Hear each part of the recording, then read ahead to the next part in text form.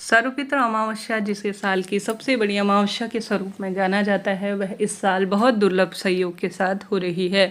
आप सभी को इन सरल से कार्यों को कम से कम करने का प्रयत्न करना चाहिए।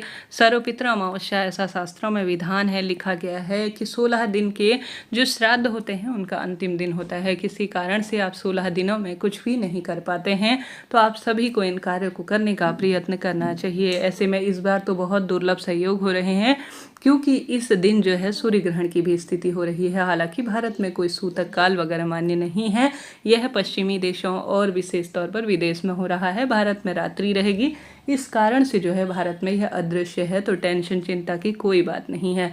2024 में 2 अक्टूबर 2024 में यह सर्वपित्र अमावस्या हो रही है। आप सभी को इस दिन अपनी दिनचर्या कैसे रखनी है, ध्यान से सुने। 2 अक्टूबर बुधवार पड़ने जा रहा है, तो आप सभी को बहुत सुंदर और प्रेम पूर्वक अपने पितरों को प्रसन्न करने के लिए इन कार्यों को करना है। अगर आप सभी ब्रह्म मुहूर्त में दिन की शुरुआत करते हैं तो इस दिन अति उत्तम है। पवित्र नदी इत्यादि में जाकर अपने हाथों की अंजनी से, अर्थात अपने हाथों से आप सूर्य नारायण भगवान को पितरों के स्मरण में जल चढ़ाएं, ताकि वह जल से पूर्ण रूप से तृप्त हों।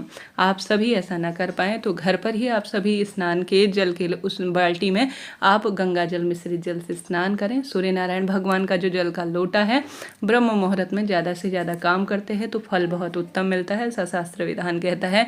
जल के लोटे में आप काले तिल मिलाएं और साधारण सरल तरीके से अपने पितृ देवताओं का स्मरण करें। और प्रत्यक्ष देवता सूर्य नारायण है तो उनके समक्ष आप जो है प्रार्थना करें कि हे सूर्य नारायण भगवान, मेरे पितृ इस जल के द्वारा जो मैं दान कर रहा हूँ, अर्थात आपको समर्पित कर रहा हूँ, इसे तृप्त हों।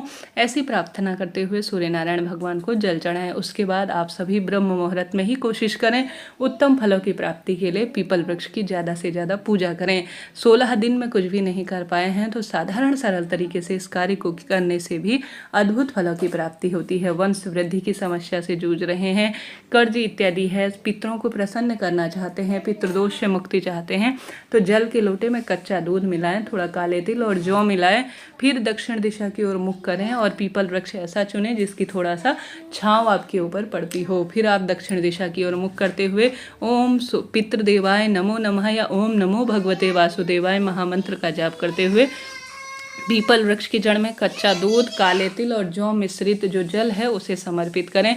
फिर आप पीपल वृक्ष की जड़ में दीपक लगाएं। तत्पश्चात दाहिने हाथ से शुरू करते हुए आप सभी पीपल वृक्ष की परिक्रमा करें। पितरों के स्मरण में कोशिश करें आप 7 परिक्रमा कर पाएँ, नहीं तो आप कम भी कर सकते हैं। तो यह आपको कार्य जरूर से करना है। घर पर विराजमान तुलसी में भी अगर किसी कारण से पीपल देवता में नहीं कर पाए हैं तो पितरों की स्मृति में आप तुलसी में भी यह कार्य कर सकते हैं, निश्चित रूप से लाभ मिलेगा। साथ के साथ आप सभी को इस दिन अगर कोशिश करनी है, ब्राह्मण देवता घर पर आते हैं तो दिन के समय में उनसे आप अपने पितरों के निमित्त तर्पण, दान इत्यादि जो आपको देना है, कुतुब काल में सर्वश्रेष्ठ समय पितरों के निमित्त माना जाता है। दान, पुण्य, तर्पण, पूजा पाठ के लिए अग्यारी के माध्यम से भी जो खीर पूड़ी आवश्यक रूप से पितरों को प्रिय होता है, गिलकी की सब्जी इत्यादि प्रिय होती है। अग्यारी अर्थात जो आपके यहाँ प्रक्रिया है उस अनुसार अग्नि में ही आप प्रज्वलित करते हैं तो अच्छा इससे सुप्रभाव मिलता है। साथ ही स्वान, चिड़िया, चींटी और जो है गौ माता के लिए चीज़ों को निकाले। बस इन तीनों के माध्यम से भी आप अन्न का दान कर देंगे तो भी सुखद इसे माना जाएगा। साथ के साथ शाम के समय आप पितृ देवताओं की स्मृति में घर के दरवाजे पर या बहते हुए नदी में या पीपल वृक्ष के नीचे या घर की रसोई में दीपक जरूर से लगाएं। इसके बहुत सुखद परिणाम शास्त्रों में कहे गए हैं।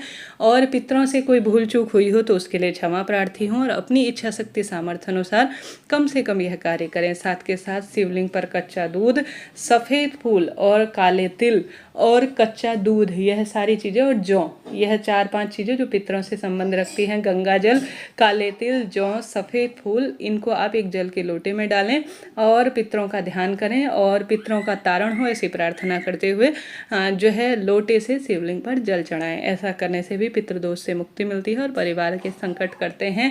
पितृ चालीसा, पितृ गायत्री मंत्र का भी पाठ करें। तो इस तरह से सर्वपित्र अमावस्या के दिन आपको इन श्रेष्ठ कार्यों को करने का प्रयत्न करना चाहिए। जितना संभव हो इस दिन अन्नदान, जलदान, गोदान, भूदान, वस्त्रदान इत्यादि करें। किसी गरीब जरूरतमंद व्यक्ति की सहायता करते हैं तो परम